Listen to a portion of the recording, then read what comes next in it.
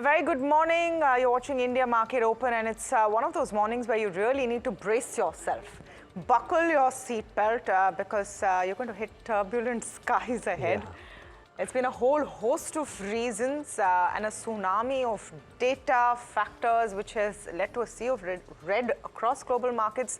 Actually, no chance India would be an outlier. So tough morning ahead. Yeah, tough morning ahead. You could argue we might have a bout of outperformance because we have flows on our side, at least the domestic ones. But today we'll follow the world. And, just a glance at the past instances of the kind of damage that the unraveling of the yen carry trade does on financial markets gives you a sense that we're not even started. Now, who knows the extent of this damage? What if BOJ comes in and does some conversations? A lot of people are on the ground saying that that may happen too. And if that happens, then sure. But until then, this looks a very precarious situation if you were long, and God forbid if you were leveraged long. Yeah. All right. So let's, in simple terms, tell you what's been happening all across the world and why you're seeing markets from the US to Europe to Asian markets deep in red today. So let's set that up for you. First off, what happened in US markets on Friday close? And not a pretty sight at all. Very, very tough day. The pain has deepened and continued on Wall Street. The Dow was over 600 points in Friday trade. Even the Dow futures are still reeling, and we'll pull up those live rates for you if possible, just to give you a sense of how Dow futures are doing even now and how US markets had closed on Friday. So very, very painful kind of a scenario. Look at the NASDAQ, that 2.5% down. Now, what's happening? Recession fears have essentially worsened in the US because of very poor and worrying data from jobs perspective for July, and I'll break that down for you. Overall, why you're seeing global markets in pain, I would say 3 or 4 key reasons. Some of them Neeraj alluded to. Number one, poor US economic data compounded by weak jobs data. Second is the fear that the Fed may have kept interest rates high for too long. Yes, there's talk of a cut in September, but remember, it was all about that soft landing, managing to cut interest rates or keep them high enough, control inflation, but not hurt the economy. Has the Fed failed in doing that, and has the economy been hurt because of high interest rates? That's really the fear in very simple terms. Corporate results, especially for mega caps, are below expectations in a lot of cases. Look at an Intel, look at an Amazon. All of those stocks have really, really seen pain in trade at the end of last week.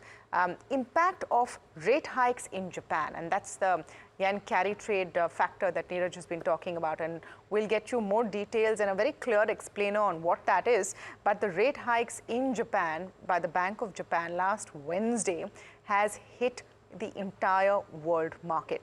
Now, let me come to the data bit that I was talking about. July non-farm payroll data, those numbers, those jobs grew by 114,000. So 1,14,000.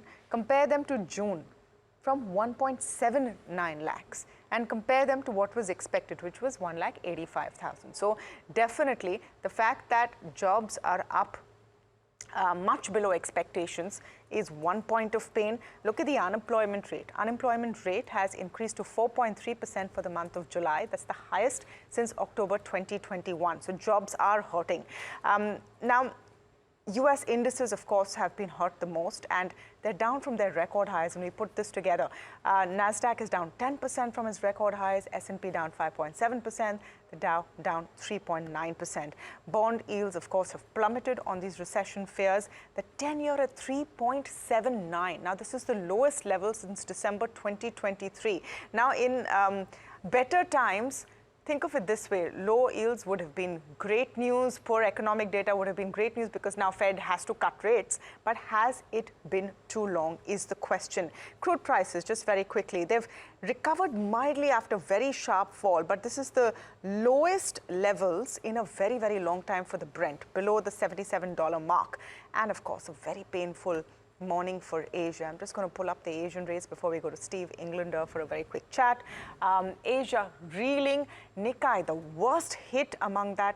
Nikkei and the topics, that's their broader index, are down 20% off their highs. I mean, this is a painful sea of red. Yeah, there's a painful sea of red for sure. And just before we get to Steve and Glander, I think we'll get in Vishwanath in this scene as well. But, you know, amongst other things, viewers, just to explain this, and we'll do a currency phono later on, but is unwinding yen carry trade or the yen carry trade a key trigger? Effectively, BOJ's decision to hike their interest rates or raise interest rates took yen to high levels. In fact, the strongest level against the US dollar since March, and therefore it triggers the unwinding of the yen carry trade. Vishy, a quick 60 seconds. Let's just talk about this before we get to Steve, because arguably the trigger point amidst all the other data points seems to be this. Yeah, I mean, this is the only large economy that's talking about a rate hike at a time when you've got the Bank of England cutting rates and Fed hinting at a rate cut in the coming month.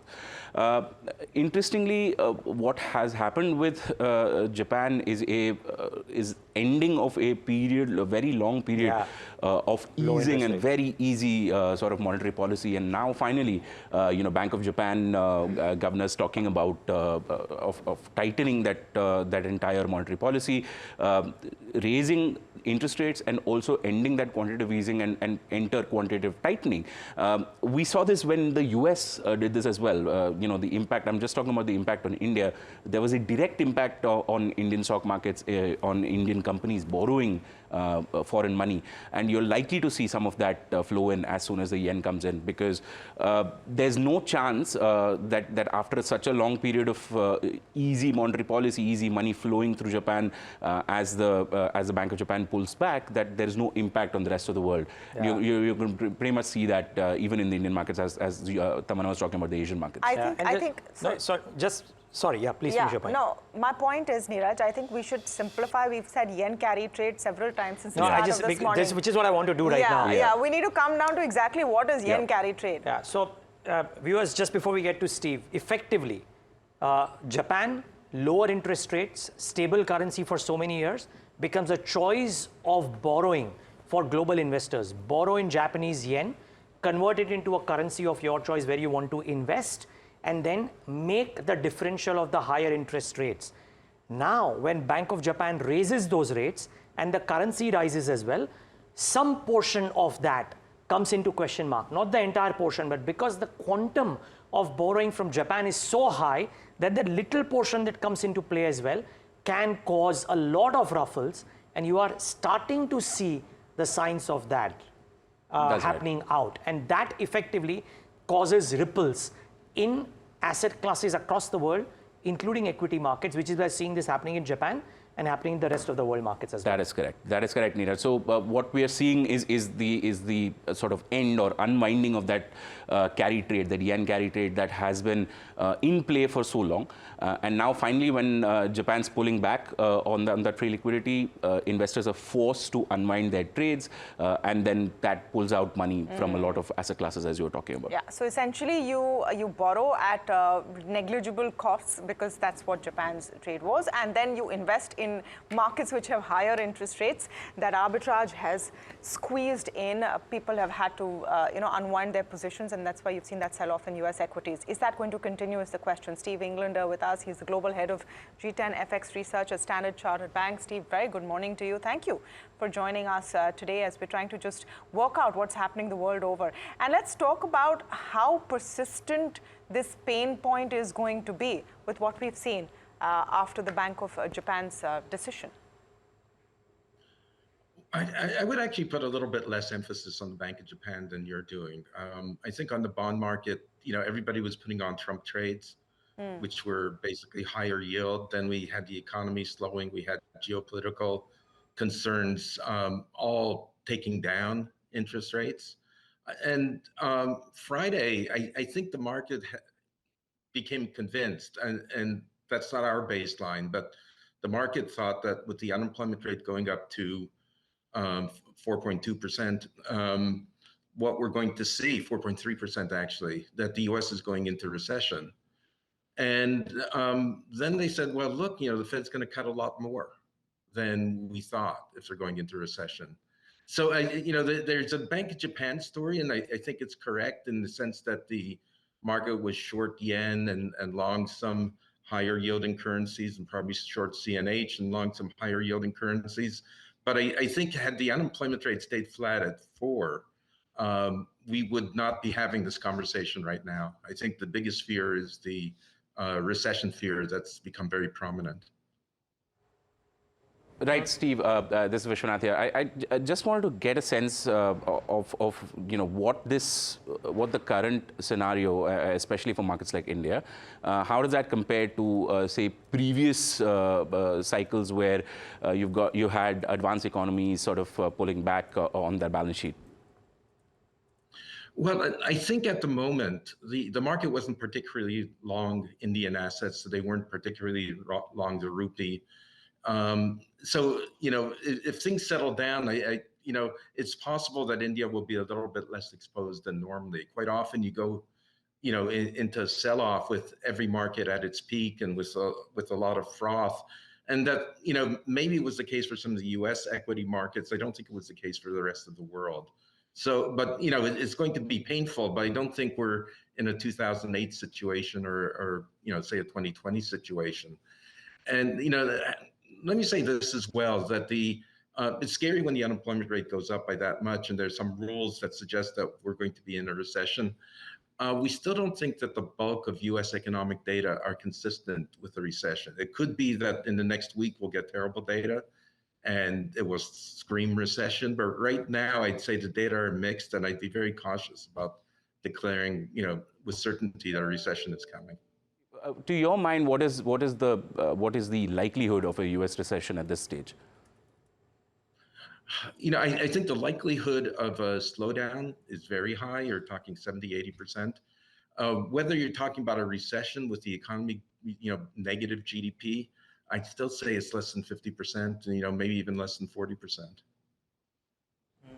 Okay, Steve, it's interesting you mentioned that to your mind, it was not, BOJ probably one of the reasons, but not the major reason. But past instances of a yen carry trade unwind, whenever it has happened, has had a very profound impact on the near-term moves of risk assets.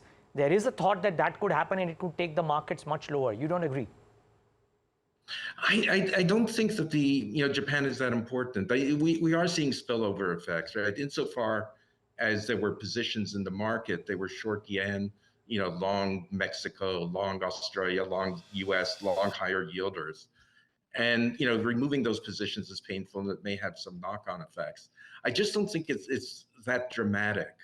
I think the bigger issue is that the market is looking at the configuration of asset prices and saying, if we're going into recession, equity markets are mispriced and bond markets are mispriced, and everybody's scrambling to get to the right recession price. Like I said, it's not our view, but I think this is where the market is right now. Steve, may I ask you, the last 4 years, at the first word of any kind of a Fed move, the markets have reacted. Weak data and therefore a fear of a recession will get the Fed acting promptly.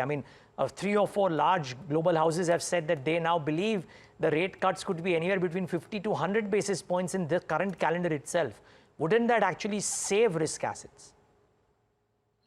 Ultimately, yes. It's a battle here. It's a battle between, say, the recessionary forces that come from the lagged effects of the US raising rates, and Japan to some degree as well, but versus how fast the Fed can cut rates, how far they'll cut rates, and how quickly the economy will respond. I think that given that the Fed has been moving very gradually, and unlike 2008 and 2020, there's no bolt of lightning that's to hit the economy and really crash it. I think there's a chance that we still could get soft-ish sort of landing. Like I said, we're going to have a significant slowdown. I think there's still a good chance we can avoid a recession. The issue is this, that the inflation rate's coming down. Core inflation's 2.6. Some of the other leading inflation indicators are suggesting we'll get closer to target. If we're getting to a recession, the market is asking itself, where will US interest rates go? And like a week ago, they thought the bottom of Fed funds was going to be 360 or something. Now they're saying, wait a second, that's still 100 basis points, 150 basis points of real interest rates, if we're in a real recession, we're going to go a lot further. And that's kind of, what the market is debating. I think at a certain point, the market will respond, but I think that they first have to gauge how severe the equity market downturn is and how quick the Fed is going to respond. Steve, you said earlier that the data you're seeing is pointing towards a recession. Now, just let's go back to Friday's jobs data, the non-farm payroll data and the unemployment rate, etc. It's also a function of an expansion in the number of people looking for jobs, right? Do you think that it's a little premature to say that we're heading to a recession because the mood was entirely different a week ago? I'm wondering if this will be as transient if you see next week's data looking okay. Well, what I meant to say is that we're heading towards a slowdown with high probability, but much lower probability that we're heading towards a recession. Like I said, I think it's less than 50% chance that we get 2 negative quarters of GDP. Yeah, I think there are data that are still relatively robust. Some of the spending data is relatively strong. We'll have to see. I think that the unemployment rate is an important and stable indicator, but I think both the Fed and the market will be looking for confirmation from other indicators that the sort of worries, the red flag that the unemployment rate was sending on Friday, they want to see confirmation in other indicators that the economy is as soft. And again, as I said, I think it might not be as terrible. It will be soft, but we still could avoid a recession here. So you may have a recession, you may not have. I mean, I just want to, hark back to recession fears, which happened, I think, about 12 months ago. Then it seemed like the US economy had bucked that trend.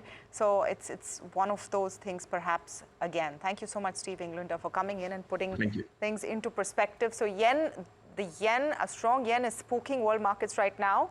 Will it continue to do so? At least Steve Englander doesn't think so. Let's just take you through what Friday looked like and the fund flows on Friday. Listen, Friday markets for India were rough. It was a rough kind of a closing, rough through the day, and expect another tough day today. I'm just going to pull up the implied open for a second to tell you how we look like we're going to open. All of Asia is down in the red.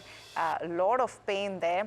Fund flows on Friday showed FIs selling 3,310 crores, DIs 2,966 in buys, but the implied open, if we can just get that up, please. And where exactly we're heading, it's going to be a tough morning. 350 points nearly down. As of this point, we'll see how that pans out. And think about it. If you're talking about slowdown fears in the US, Neeraj, IT stocks are going to be in pain. Metals are going to be in pain. We saw that in Friday as well. Global demand is looking tough. Manufacturing, maybe domestic banks might buck the trend. I'm not sure. But everything will look very, very tough. Any export-oriented businesses. Yeah, but I mean, just that I'm hoping that at some point of time, the Fed action helps the global markets and our markets as well. But frankly, I mean, Are they going to come in before September and say anything? I mean, unlikely. Yeah, unlikely. And which is why I think the intermediate period of pain, I mean, all sectors will come off, frankly. Some may come on less than others. But today, although I must say, 1.5% is a lot more well-behaved than a lot of global markets are, which is probably a bit of a respite. But let's see how the day unravels. Yeah. All right. So specific stocks. Let's talk about specific stocks, and just a lot of news over the weekend. Actually, so much to cover this morning. Yeah. But so many results which have come in. I'm going to start with SBI. SBI, of course, the big one, and I would say a bit of a mixed bag here. We'll get Bernstein's view in just a few minutes from now. In fact, Rishi is here, so I might just draw him into what he thinks about SBI right away. But all said and done, you had a year-on-year decent number, quarter-on-quarter a bit of a squeeze for SBI. Provisions were up significantly, 114% in fact Q-on-Q. But lower operating expenses has helped the bank's numbers look better. Remember, all of their wage hike pain is behind them and didn't really reflect in this quarter. The net interest income was a slight miss, and that's not too great. Margins have also contracted but remain in that 3.2 to 3.3% band. Cost to income has declined. The other problems that SBI is facing is essentially across the industry. Your cost of credit is up, your rate of deposit growth is slow.